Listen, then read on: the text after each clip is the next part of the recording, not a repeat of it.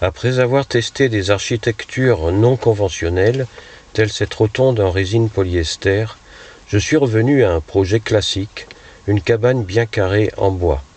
Un projet banal, me direz-vous, et pourtant non, car je vais vous détailler 2 techniques originales. Tout d'abord, je n'ai jamais eu besoin de terrasser, mon schéma de charpente s'adapte à la pente. Considérez le cadre du bas, destiné à recevoir le plancher. Les montants qui recevront les cloisons se prolongent naturellement vers le bas par des segments variables pour rattraper les inégalités de terrain. La grande surface de contact entre les planches permet une fixation aisée par une multitude de vis et confère à la structure une excellente stabilité. J'ai utilisé des planches de coffrage 2,50 m, solides et bon marché. Pensez à les peindre à mesure pour les protéger de la pluie. Le squelette est terminé. Les 14 éléments du toit en résine polyester viennent d'arriver. Cet élément mérite bien un tutoriel.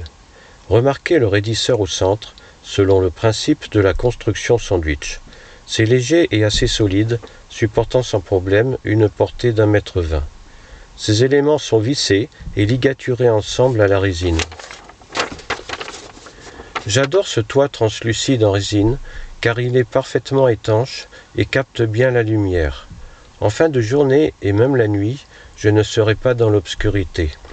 Regardez bien comment le centre du toit pèse sur ces 3 points d'appui.